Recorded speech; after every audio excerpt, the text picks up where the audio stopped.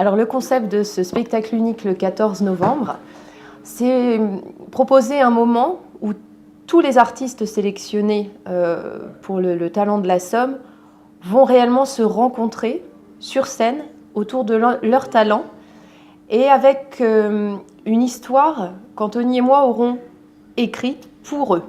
C'est-à-dire ce sont leurs univers, leurs esthétiques qui ont résonné en nous, ont un certain écho, et à partir de leur personnalité, de leur spécificité, on leur propose une histoire à travers laquelle ils vont pouvoir s'exprimer en direct sur scène, donc pour un spectacle vraiment unique et entièrement dédié à eux. Alors nous avons créé cette soirée avec des artistes extrêmement talentueux, qui ont tous un univers très riche et fort. Il y a Louis Aguilar, qui est un chanteur-compositeur. Il y a les Chanteurs d'Oiseaux, qui est un duo qui a mis l'art de siffler à l'honneur et qui s'inspire vraiment du chant des oiseaux, de cette faune qu'on trouve notamment dans la baie de Somme et qui leur a permis de s'envoler un petit peu partout autour du monde. Il y aura Alexandra Maringer, qui est une scénographe autrichienne qui vit maintenant dans la Somme depuis un an, qui travaille pour le cinéma, qui travaille pour la télévision. Et il y aura aussi le spectacle Le Souffle de la Terre qui va être récompensé. C'est un spectacle très cher aux Samariens, puisqu'il remporte tous les ans un grand succès. Et il s'appuie aussi sur de nombreux participants qui sont des acteurs amateurs. Il y aura également François Gliner, qui est un peintre avec un univers extrêmement coloré, riche, foisonnant, qui habite Amiens, qui est quelqu'un qui est originaire de la Somme et qui a basé son atelier à Amiens. C'est quelqu'un qui expose beaucoup en Europe avec beaucoup de succès. Il y aura Pascal Mériot, qui est le fondateur du Festival de la bande dessinée d'Amiens, qui est un amateur d'art, un amateur de musique, qui aime créer la rencontre entre les artistes, entre les univers.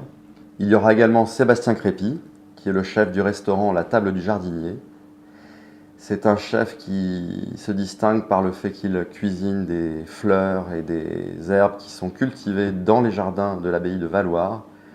Le concept du spectacle, c'est de se faire rencontrer dans une même soirée l'univers de la cuisine, l'univers de la chanson, l'univers de la musique sifflée, des chants d'oiseaux, l'univers de la peinture, l'univers de la bande dessinée et l'univers de la scénographie et l'univers du spectacle. L'histoire que l'on raconte, elle naît d'un échange qu'on a avec les artistes, c'est-à-dire qu'une fois qu'on a eu connaissance des talents choisis, on a demandé à les rencontrer, on a eu de longs échanges dans leurs univers, et à partir de ça, ils nous ont témoigné effectivement là où ils en sont dans leur phase de création, ce qu'ils ont envie de montrer, ce qu'ils ont envie de donner, ce qu'ils ont envie de partager, les choses aussi peut-être qu'ils sentent moins de faire sur une scène, et à partir de là, on essaye de trouver une histoire qui nous amène de l'univers de l'un à celui de l'autre, et puis faire une chaîne finalement de talents. Et pour nous, ça a été une grande source d'inspiration, aussi bien leur personnalité que leur création artistique. Et puis après, nos échanges avec Anthony aussi, et notre travail d'interprète fait son œuvre par rapport à tout ça pour la construction et l'architecture de la soirée. Pour cette soirée, les talents seront accompagnés aussi sur scène d'un grand magicien qui est Étienne Saglio et qui viendra nous offrir 2 numéros de magie dont on ne dévoilera pas le contenu pour laisser aux spectateurs la joie de le découvrir sur scène. Nous aurons le plaisir de nous produire bientôt dans la Somme lors de la soirée d'ouverture du Festival du film d'Amiens et ainsi que au CSC Étouvie avec le Diapason. Nous ferons un concert assez original. Et puis il y a aussi le spectacle que j'ai initié il y a maintenant un an et qui sera mis en scène avec la participation de Mathilde Amé. C'est un spectacle qui s'inspire de la notion du voyage, la notion des grands paysages puissants comme l'Ouest américain, comme les grands paysages de l'Islande et d'autres paysages, notamment en France.